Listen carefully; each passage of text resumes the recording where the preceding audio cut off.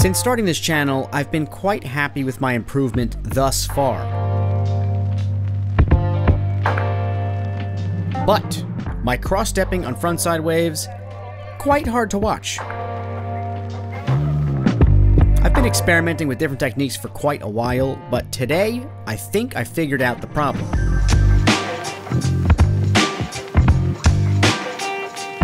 It's a simple solution, and I wish I knew this at the beginning of my longboard surfing quest. My name is Brian James, and you're watching Longboard Sessions. Let's get right into it. Alright, I just made it to the beach. I'm gonna go check the waves in a second. In last week's video, we discussed board setup, and I caught a few waves that I was very happy with, and I'm headed in the right direction. What I've noticed is on lefts, and I've known this for a long time, I struggle quite a bit with cross-stepping and getting to the nose. I attributed a lot of that to the board setup, and now, I don't think that's the problem.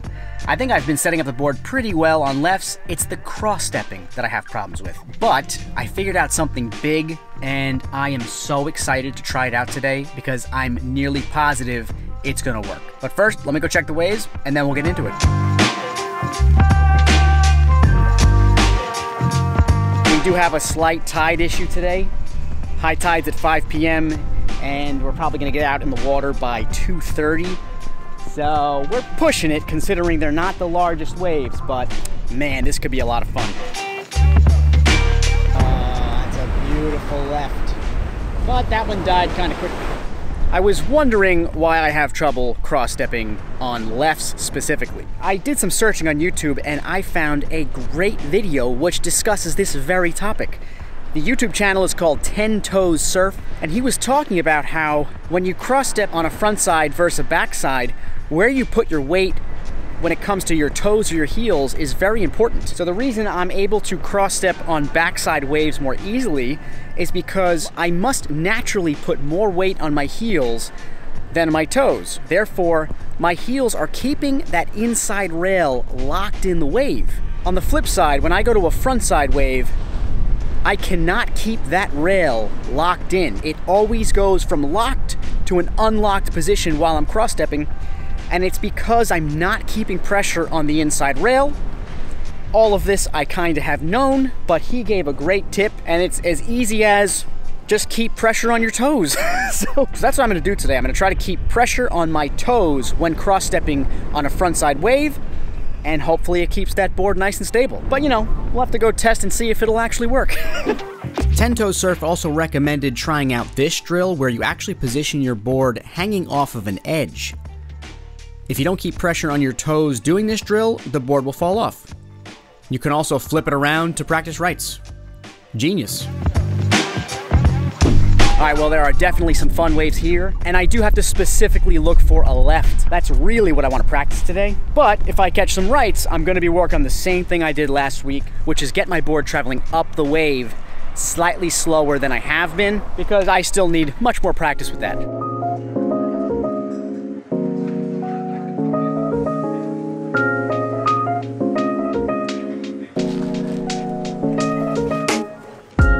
So not only am I going to try to stay on my toes today when cross-stepping on a frontside wave, but I'm also going to try and square my foot up a little more. So kind of like this.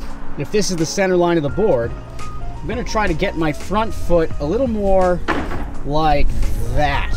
It's a little more stable when I rock this way as opposed to this. If my foot is like that and I'm on my toes, that means absolutely nothing. So I'm going to try to keep my cross steps like that. And then this one, like that.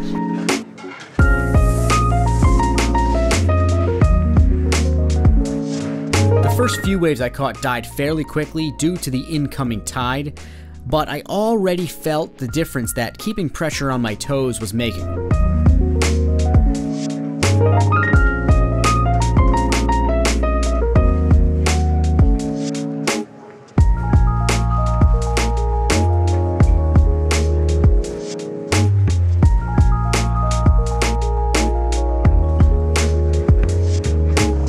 Finally, I hit a more critical section of a wave to really put this method to the test. As you can see, my first cross step held the board locked very well, which I'm quite happy with. Wasn't until my second step that you see the board bobble for just a second.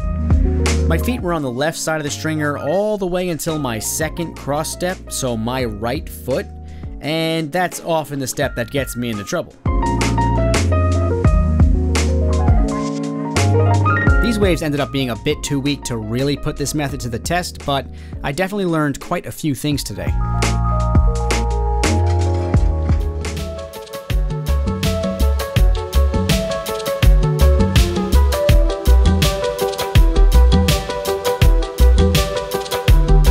Number one, worrying about keeping pressure on that inside rail is huge.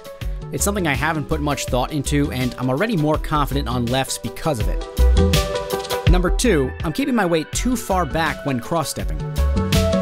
This happens on both lefts and rights for me, but more so on lefts. A combination of keeping inside rail pressure and keeping my weight forward should fix many of my problems.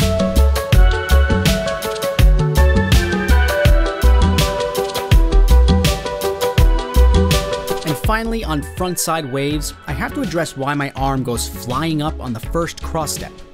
This is a common occurrence for me, and I believe when I lose inside rail pressure, my arm goes flying up to compensate for the board wanting to dip back down the wave. Next session, I'm going to work on keeping inside rail pressure with my weight more forward, but also trying to keep my arms at my side. Ideally, I want to force my lower body to keep the board stable. That way, my upper body can stay still, which demonstrates that I'm in control. If anyone has any ideas about my arm flying up, let me know in the comments.